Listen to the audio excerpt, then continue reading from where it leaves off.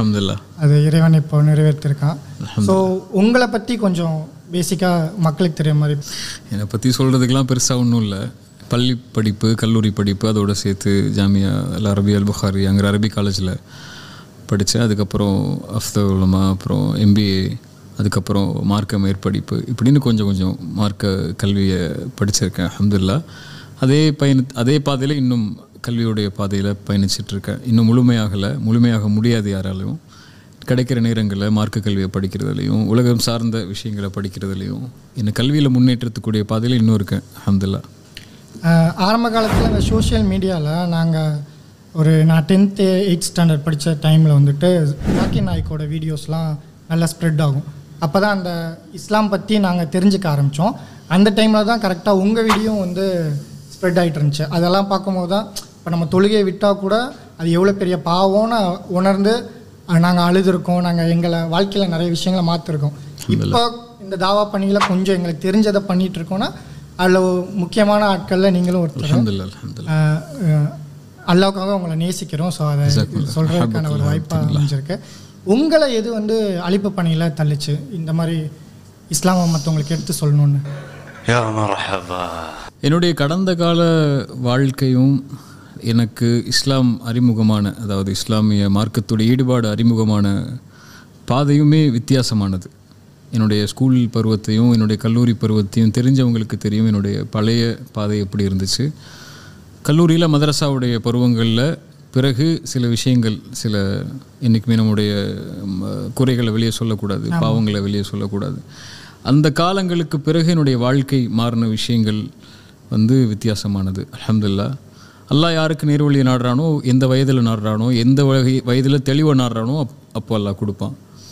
அதுக்கு காரணமாக இருந்தது நிறைய அறிஞர்கள் இருக்காங்க. எனக்கு வந்து இஸ்லாமிய மார்க்கத்துடைய ஈடுபாடை, இஸ்லாமிய மார்க்கத்துடைய அழைப்பு பணியுடைய ஈடுபாடை எனக்கு மண்டையில் தட்டி சொல்லி கொடுப்பாங்கன்னு சொல்லுவாங்கள்ல, அந்த மாதிரி எனக்கு கேட்ட உரைகளில் அஹ்மத் இதாதுடைய ரஹிமஹுல்லா, அல்லாஹ் அவருக்கு ரஹ்மத் செய்யட்டும், அவர் தான் என்னுடைய தொடக்கம்னே சொல்லணும். நான் அவருடைய உரைகள் தான் என்னை வந்து என்னுடைய உள்ளத்தை தட்டி எழுப்புச்சு. அதுக்கப்புறம் அரபி அறிஞர்களில் ஷேக் முஹம்மது ஹஸ்ஸானுடைய உரைகள் தான் என்னை கொஞ்சம் மார்க்கு தெளிவை கொடுத்துச்சு, குர்ஆன் சுன்னாவுடைய தெளிவை. அப்புறம் தமிழ் உலகத்தில் ஷேக் முஃப்தி உமர் ஷரீஃபுடைய உரைகள், அவருடைய வகுப்புகள் தான் எனக்கு இன்னும் தெளிவையும் தாவாவுடைய அணுகுமுறைகளையும் கற்றுக் கொடுத்துச்சு. அல்லாஹ் அவருக்கு அருள் செய்யட்டும். அல்லாஹ் அவருடைய வயதையும் அவருடைய மார்க்க தெளிவையும் மார்க்கத்துடைய கல்வியுடைய பாதையிலையும் அல்லாஹ் அவரை நிலைத்து வைக்கட்டும். என்னைக்கும் அவர் என்னுடைய மதிப்புக்குரிய கண்ணியத்துக்குரிய மனிதர். அல்ஹம்துலில்லாஹ். அந்த மாதிரி சில அறிஞர்கள் என்னுடைய மார்க்க பயணத்துக்கு அல்லாஹ்வுடைய உதவியை கொண்டு வழிகாட்டியிருக்காங்க. அல்ஹம்துலில்லாஹ். அந்த அடிப்படையில் தான் மார்க்க பயணம் ஆரம்பிச்சது. அப்புறம் மார்க்கத்தை படிக்கிறது, அரபி மொழியை படிக்கிறது, மார்க்கத்துடைய தெளிவை தேடி போகிறது, அறிஞர்கள்ட்ட உட்காந்து படிக்கிறது, புத்தகங்கள் படிக்கிறது, அது வாயிலாகத்தான் மார்க்க கல்வி அதிகரித்து கொண்டேன். அல்ஹம்துலில்லாஹ். நாங்கள் பார்த்த வகையில் இந்த சோஷியல் மீடியாவை ஒரு தாவாக்கான பிளாட்ஃபார்மாக யூஸ் பண்ணுறதுல நீங்கள் அது சிறந்த முறையில் பண்ணீங்க. ஸோ அந்த ஐடியா எப்படி வந்துச்சு?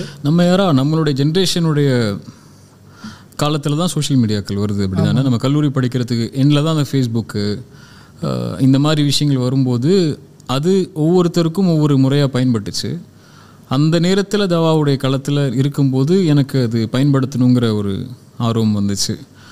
நிறைய இங்கிலீஷில் இருக்கக்கூடிய ஸ்காலர்ஸ் அதை பயன்படுத்தினாங்க. தமிழ் ஸ்காலர்ஸில் பெரும்பான்மை யாரும் அதை எடுக்கலை அந்த நேரத்தில். ஸோ அல்ஹம்துலில்லாஹ் என்னுடைய அந்த வயது, கல்லூரி பருவம், MBA படித்தது, அங்கே இருந்த ஸ்டூடெண்ட்ஸு, அவங்களுடைய டெக்னாலஜி நாலேஜ் இதெல்லாம் சேர்ந்து அதுக்கு எனக்கு உதவி செஞ்சிச்சு. ஆனால் அதுதான் ஒரு அடித்தளமாக தாவாக்கு அமையும்னு சொல்லி எதிர்காலத்திலலாம் நமக்கு தெரியாது. ஆனால் இன்றைக்கி இருக்கக்கூடிய மீடியாங்கிறது தாவா உலகத்தில் சோஷியல் மீடியாக்களை வச்சு தானே. அல்ஹம்துலில்லாஹ். அதனால் டெக்னாலஜி வரும்போது அந்தந்த சமூகத்துக்கு அதை பயன்படுத்திப்பாங்க. இப்போ சென்ற சமூகம் வேறு மாதிரியாக தாவாவுடைய முறைகளை கையாண்டுச்சு. இந்த சமூகத்தில் நமக்கு அது வாய்ப்பாக அமைந்ததுனால அல்ஹம்துலில்லாஹ் அதை தேர்ந்தெடுத்து பண்ணணும்லாம் இல்லை, அது காலப்போக்கில் அப்படி நடந்துருச்சு. அல்ஹம்துலில்லாஹ். அதாவது அந்த பயான் நிகழ்ச்சிகளும் இருக்கட்டும், பயான்களும் பெரியவங்க நிறையா பார்க்குறது, அந்த பயான் சபைகளுக்கு போகிறத பார்த்துருப்போம். ஆனால் உங்களோட பயான்களை குறிப்பிட்டு பார்க்கும்போது இளைஞர்கள் நிறையா வர ஆரம்பித்தாங்க. என்னோடய பர்சனல் வியூவில் நான் பார்த்தது என்னென்னா, ஒரு நடிகர்கள் ஒரு சினிமாவுக்கு அதெல்லாம் போகிறத தவிர்த்துட்டு ஒரு பயான் நிகழ்ச்சிக்கு இவ்வளோ சகோதரர்கள் கூடுறதை பார்க்கும்போது ரொம்ப சந்தோஷமாக இருந்துச்சு. ஸோ அதை நீங்கள் எப்படி பார்க்குறீங்க? அல்ஹம்துலில்லாஹ், அது பெரிய ஒரு என்னை முன்னிலைப்படுத்தி சொல்லலை, அது ஒரு பெரிய சந்தோஷமான மகிழ்ச்சியாக சமூகம் கருத வேண்டிய நிகழ்வு அது. கண்டிப்பாக. ஏன்னா நடிகைகளை முன்னிலைப்படுத்தி கூட்டம் கூடின ஒரு சமூகத்துக்கு ஒரு மார்க்கத்தை கேட்குறதுக்காக, அது நான் இருந்தாலும் சரி அல்லது என்னுடைய மற்ற இடத்துல யார் இருந்தாலும் சரி, அந்த மார்க்கத்தை கேட்குறதுக்காக ஒரு கூட்டம், வாலிபர்கள் கூட்டம் வர்றது, அவங்க நம்மளை நேசிக்கிறது, மார்க்கத்தை சொல்லக்கூடியவங்களை நேசிக்கிறது, அதெல்லாம் அல்ஹம்துலில்லாஹ் ஒரு பெரிய மாற்றம் தானே. கண்டிப்பாக. அது யார் மூலியமாக நடந்திருந்தாலும் அல்ஹம்துலில்லாஹ் தான். நம்மளை முன்னிலைப்படுத்தி அதை நான் சொல்ல விரும்பலை. நான் இருக்கிறது நான் தான் அதுக்கு அடித்தளம் அப்படிலாம் சொல்ல விரும்பலை. நிறைய அறிஞர்கள் இருக்கிறாங்க, நிறைய அழைப்பாளர்கள் இருக்கிறாங்க. ஆனால் வயது இருக்குல்ல, ஏன்னா முன்னாடி இருந்த சமூகத்தில் வந்து வயதானவர்கள் தான் அழைப்பாளர்களாக இருந்தாங்க. அல்லது இமாம்கள்னு சொன்னாலே தாடி வச்சுட்டு ட்ரெஸ் ஜிப்பா போட்டு மிம்பரில் இது பிடிச்சிட்டு அல்லது இந்த மாதிரி செயல்பாடுகள் உள்ளவங்க தான் இமாம்களாக அறிஞர்களாக கருதப்பட்டாங்க. சம காலத்தில் உள்ள வயதில் உள்ளவர்கள் வந்து மேடையில் ஏறி பார்த்ததில்லை முன்னாடி இருந்த சமூகம். இந்த ஜென்ரேஷனுக்கு இந்த ஜென்ரேஷனில் வரும்போது நம்மளும் அந்த வயதில் இருந்தோம். கீழே இருந்து அந்த மார்க்கத்தை படிக்க வந்தவங்களும் கேட்க வந்தவங்களும் அந்த வயதில் இருந்தாங்க. இப்போ அவங்களுக்கு ஒரு பெரிய மாற்றமாக இருக்கும்ல. ஸோ இப்படி இருக்கக்கூடியவர்களும் மார்க்கத்தை சொல்லுவாங்க, இப்படி இருக்கக்கூடியவங்களும் மார்க்கத்தை எடுத்து வைப்பாங்க, இப்படியும் மார்க்கத்தை சொல்லக்கூடிய முறை ப்ளஸ் நமக்கு இந்த காலத்தில் கிடைச்ச டெக்னாலஜிகள், இந்த காலத்தில் கிடைத்த அல்லாவோட அருளால் கிடைத்த மற்ற சோஷியல் மீடியாக்களுடைய யூசேஜ், இதை வச்சு நம்ம தவாவை சொல்லும்போது, அழைப்பு பணியை சொல்லும்போது, இன்றைக்கி இருக்கக்கூடிய பிரச்சனைகளை கையாளக்கூடிய முறையை இவர்களுக்கு சொல்லிக் கொடுக்கும்போது அது பெரிய ஈர்ப்பாக அமையும் தான். அது அந்த அடிப்படையில் தானே தவிர அல்லாவுடைய உதவியை கொண்டு, மற்றபடி நம்மள்கிட்ட அறிஞர்கள்ட்ட இருக்கக்கூடிய அறிவை விடவெல்லாம் நமக்கு அறிவு இருக்குது, அல்லது அழைப்பாளர்களுக்கு இருக்கக்கூடிய திறமை விடவெல்லாம் நமக்கு திறமை இருக்குன்னா ஒன்றும் கிடையாது. வயது தான் அதோடைய அடிப்படையாக இருக்கும். இன்னும் வந்து இதில் இப்போ இந்த இளைஞர்கள் நிறையா பயானை நோக்கி வந்தாலும் அதே சமயத்தில் தற்போது உள்ள காலகட்டம் எப்படி இருக்குன்னா, இமாம் ஆகிறதோ ஒரு ஹஜ்ரத் ஆகிறதோ ஆலிம்க்கு படிக்கிறதோ அது டோட்டலாக குறைஞ்சிருக்குன்னு தான் சொல்ல முடியும். இன்னும் எந்த அளவுக்குன்னா ஒரு ஆலிம் படிக்க அனுப்புகிறாங்கன்னா ஒரு நல்ல கல்வியில் தேர்ந்த ஒருத்தரை அனுப்ப மாட்டாங்க. ஆலிம்க்கு அனுப்புகிறதா பெரும்பான்மையாக இருக்குது, அல்லா பாதுகாத்தவரை தவிர. ஸோ இதை நீங்கள் எப்படி பார்க்குறீங்க? அதாவது ரெண்டு வகையாக இருக்குது. ஒன்று, இன்றைக்கி இருக்கக்கூடிய மார்க்க கல்வியை படிக்கக்கூடிய முறை மாறிடுச்சு, சரியா? பள்ளிக்கூடங்கள் மாறிடுச்சு, மதரசாக்கள் மாறிடுச்சு, மக்தப்கள் இன்றைக்கி கிடையாது பெரும்பான்மையாக. நகர்ப்புறங்களில், கிராமப்புறங்களில் அங்கங்கே இருக்குது. அதான் மதரசாக்களில் போய் தான் மார்க்கத்தை படிக்கணுங்கிற அவசியத்தை விட்டுட்டு ஸ்கூல்லேயே மார்க்கம் படிக்கிறாங்க, அதுக்கப்புறம் காலேஜில் மார்க்கம் படிக்கிறாங்க, கிளாஸஸ் போகிறாங்க, செமினார்ஸ் போகிறாங்க. இந்த மாதிரி ஒரு முறை வளர்ந்துருச்சு. ஆனால் மார்க்கத்தை படிக்கிறது வேறு, மார்க்க அறிஞர்களுக்கு அறிஞராக உருவாகணுங்கிறதுக்காக மார்க்கத்தை படிக்கிறது வேறு. அது ஒரு துறை, சரியா? இன்ஜினியர் எப்படி ஒரு துறையோ, டாக்டர் எப்படி ஒரு துறையோ, அந்த மாதிரி துறை மார்க்கத்தை அறிஞ்சு கொள்வது, மார்க்கத்துடைய அறிஞர்களாக மாறுறது. அந்த வகையில் ஈடுபாடோட சமூகம் இருக்கான்னு சொன்னால் ஜீரோ. ரசூலுல்லாஹி ஸல்லல்லாஹு அலைஹி வஸல்லம் சொன்ன காலத்தில் தான் நம்ம இருக்கோம். ஒரு காலம் வரும், அந்த காலத்தில் மார்க்க கல்வி எடுக்கப்படும். எப்படி யாரை சொல்ல எடுக்கப்படும்? அந்த காலத்துடைய அறிஞர்களெல்லாம் உயிர்களை கைப்பற்றிடுவான். முட்டாள்கள், மடையர்கள் தான் அந்த சமூகத்துடைய தலைவர்களாக இருப்பாங்க. அவங்க இடத்துல மார்க்க தீர்ப்பு கேட்பாங்க, அவங்களும் ஃபத்வா செய்வாங்க, எந்த கல்வியும் இல்லாமல். அப்படி ஒரு நிலைமைக்கு இது மாறிடுச்சு. அதுக்காகவே தன்னுடைய வாழ்நாளை ஒதுக்கி அந்த மார்க்கத்துறையை தேர்ந்தெடுத்து படித்து அறிஞர்களாக வரணுங்கிற ஆர்வம் சுத்தமாக இல்லை. தமிழ்நாட்டில் சுத்தமாக இல்லை. ஸ்ரீலங்காலெல்லாம் அதிகமாக இருக்குது. மாஷாஅல்லாஹ், ஸ்ரீலங்காவில் மார்க்க கல்வி படித்தா கண்ணியம் அது. அப்படியா? ஆமாம், ஸ்ரீலங்காவில் மார்க்க கல்வி அவங்க மார்க்க கல்வியை படிக்கிறதே தொழிலுக்காக படிப்பாங்க. ஒரு அரபி துறையில் போய் நம்ம ஒரு டாக்டரேட் படித்தா ஒரு பெரிய நிறுவனத்தில் டிரான்ஸ்லேட்டராக வேலை பார்க்கலாம், அல்லது அரபிய நாட்டில் வேலை பார்க்குறதுக்கு நம்ம உதவியாக இருக்குன்னு சொல்லி ஒரு தொழிலாகவே அதை படிக்கிறாங்க அவங்க. ஆனால் தமிழ்நாட்டை பொறுத்த வரைக்கும் அப்படி இல்லை. அது படித்தாலே ஒரு கேவலம், அந்த துறையை தேர்ந்தெடுத்து போனாலே கேவலமாயிருமோ, நமக்கு தொழில் வாய்ப்புகள் கிடைக்காதோ, வசதிகள் கிடைக்காதோ, அல்லது டாக்டர் படிக்கிறோம், இன்ஜினியர் படிக்கிறோம், ஐடி படிக்கிறவனுக்கு கிடைக்கிற வேலை வாய்ப்புகள் நமக்கு இருக்காதோ, அப்படிங்கிற முறையில் ஆயிடுச்சு.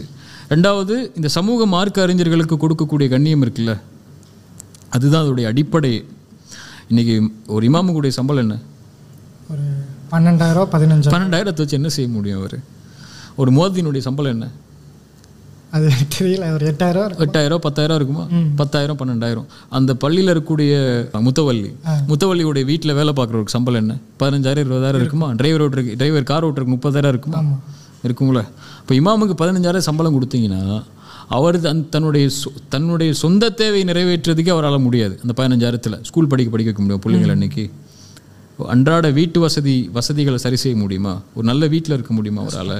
இப்போ இப்படி அறிஞர்களை பார்க்கக்கூடிய ஒருத்தர் எப்படி அறிஞர் ஆகணும்னு நினைப்பார்? எப்படி அந்த பாதையில் வரணும்னு நினைப்பார்? இந்த காலத்தில் அல்லது இமாம்களை எப்படி பயன்படுத்துகிறாங்க இன்றைக்கி பல ஊர்களில் வீட்டு திறப்புலாக்கா வாங்க, அல்லது ஃபாத்தியா ஓதணுமா வாங்க, அல்லது எங்கள் வீட்டில் இறந்து போயிட்டாங்களா வந்து யாசின் ஓதுங்க, பல முக்கிய திறப்பு விழாவா வாங்க துவா சொல்லுங்கள். இப்படி தான் மார்க்க அறிஞர்களை வெறும் ஒரு மத சடங்கை நிறைவேற்றக்கூடிய மற்ற மதத்தார்கள் எப்படி குருமார்களை பயன்படுத்துவாங்களோ அந்த மாதிரி பயன்படுத்தக்கூடியவங்களாகத்தான் இன்றைக்கி மார்க்க அறிஞர்களை வச்சுருக்காங்க. அந்த கண்ணியம் கொடுக்கப்படாமல், வாழ்வாதாரத்துக்கு தேவையான வசதிகளும் ஒரு சமூகத்தால் கொடுக்கப்படாமல் மார்க்க அறிஞர்கள் மாறுறதுனால தான் இன்றைக்கி இருக்கக்கூடிய இமாம்களுடைய நிலைமை இருக்கிறதுனால தான் தமிழ்நாட்டில் குறிப்பாக அதை படிக்கணும்னோ அந்த துறையை தேர்ந்தெடுத்து போகணும்னோ அல்லது அதை படித்தா நம்மளுடைய வாழ்க்கை என்னாகுங்கிற கேள்வியோடு இருக்கக்கூடியவருக்கு அதை அணுகிறது கஷ்டமாயிரும். அப்போ இந்த முறை மாற்றப்படணும், இமாம்களுடைய ஊதியம் உயர்த்தப்படணும். அது எப்படி ஒரு ஐடி துறையில் வேலை பார்க்குறவனுக்கு என்ன ஊதியம் கிடைக்குதோ அதே ஊதியம் மார்க்கத்தை படித்து வேலை செய்கிறவருக்கும் ஒரு பள்ளி கொடுத்துச்சுன்னா பள்ளி இமாம்களுக்கு கீழே நிற்க மாட்டாங்க, இருப்பாங்கல்ல. இப்போ அவங்களுடைய வாழ்வாதாரத்தை உயர்த்துறதுக்கு என்ன பண்ணுறோம்? பள்ளிக்கு மைக்கை மாற்றுறோம், ஸ்பீக்கரை மாற்றுறோம், லட்சக்கணக்காக செலவு பண்ணி பள்ளிக்கு பாய மாற்றுறோம். வருஷம் எல்லா பள்ளிகள்லையும் ரமதான் வந்துருச்சுன்னா கார்பெட்டை மாற்றுறாங்க, டர்க்கிலேருந்து கார்பெட்டை இம்போர்ட் பண்ணிலாம் போடுறாங்க. அந்த இமாமுக்கு அந்த மாத சம்பளத்தில் ஒரு 50,000 1 லட்சத்தை கொடுப்போமே கூட்டி. அப்போ அது அதனுடைய கண்ணியம் உயரும்ல, அந்த அந்த இடத்துக்கு வரணும்னு ஆசைப்படுவாங்கல்ல. அடுத்த தலைமுறைக்கு முதல் இமாமே இருக்க மாட்டாங்க இந்த சமூகத்தில். நான் சொல்கிறத நீங்கள் எழுதி வச்சுக்கிறீங்களா இல்லை தங்கத்தில் பதிச்சு வச்சுக்கிறீங்களான்னு தெரியாது. மதரசாவில் படிக்கக்கூடிய மாணவர்கள் ரொம்ப குறைவு. மார்க்கத்தை தேடி அதை கல்லூரிகள்லையோ பல்கலைக்கழகத்திலையோ படிக்கக்கூடிய மாணவர்கள் ரொம்ப குறைவு. சும்மா என்ன லைட் டெலிகாஸ்ட் பண்ணுவீங்களா? ஒரு பள்ளியில் இமாம் இருந்து எல்லா பள்ளியிலையும் லைட் டெலிகாஸ்ட் தான் பண்ண முடியுமா? எங்கே இமாம்கள் இருக்காங்க? திருச்சியில் இருக்கீங்க, எத்தனை பள்ளி இருக்குது திருச்சியில்? அடுத்து அத்தனை பள்ளிகளுக்கும் இமாம்கள் இருக்காங்க அடுத்த தலைமுறையில். இல்லை இப்போயே பீகார்லேருந்து தான் இருக்காங்க. இப்போ எல்லா ஊர்களையும் அதான் நிலைமை. அப்போ ஊர் தலைவர்கள் கவனத்தில் எடுக்கணும்ல. எங்கள் ஊரில் எத்தனை பேர் மதரசாவுக்கு அனுப்பணும், அதுவும் உயர்தர கல்வி கொடுக்கறதுக்கு இன்றைக்கி எல்லா வசதிகளும் இருக்குது. மலேசியாவில் போய் இஸ்லாமிய கல்வி நிறுவனத்தில் படிக்கலாம், சவுதி அரேபியாவில் போய் படிக்கலாம், மதினாவில் படிக்கலாம், மக்காவில் படிக்கலாம். இப்படி எல்லா கல்வி நிறுவனங்களுமே மற்ற நாடுகள்லேருந்து வரக்கூடிய அரபி அல்லாதவங்களுக்கு அவ்வளோ முக்கியத்துவம் கொடுத்து வாங்க படிங்கன்னு சொல்லுது.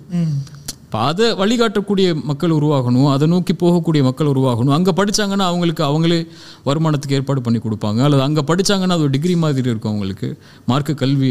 அதை கொண்டு அவங்க எங்கே வேணாலும் வேலை வாய்ப்பு செஞ்சு கொள்ளலாம், ஆன்லைனில் வேலை செய்யலாம், டிரான்ஸ்லேஷன் பண்ணலாம், அல்லது அரபியை கற்றுக் கொடுக்கலாம். அவங்க இன்றைக்கி எல்லா மொழியை கற்றுக் கொடுக்குறதுமே பெரிய ஊதியம் தரக்கூடிய தொழில் அப்படி தானே. இங்கிலீஷ் டியூட்டராக இருக்கிறதோ, அரபிக் டியூட்டராக இருக்கிறதோ, மதரசா ஒரு ஹிஃபுத் ஒரு பாடத்தை ஒரு குரானை சொல்லி கொடுக்கறது கூட இன்றைக்கி வந்து தொகை வாங்கி சொல்லிக் கொடுக்கறக்கூடிய அளவுக்கு வளர்ந்துருச்சுல்ல. அப்போ அதில் அவங்க முன்னேறலாம். ஸோ அந்த முறை மாற்றப்பட்டுச்சுன்னா அந்த இமாம்களுடைய இந்த மார்க்கறிஞர்களுடைய வளர்ச்சி அதிகமாகும், இந்த எண்ணிக்கை அதிகமாகும். அதை நோக்கி அல்ஹம்துலில்லாஹ் சமூகம் வந்துட்டு இருக்கு. ஆனால் இன்னும் ஆர்வப்படுத்த வேண்டிய பொறுப்பு எல்லா அறிஞர்களுக்கும் அழைப்பாளர்களுக்கும் இருக்குது.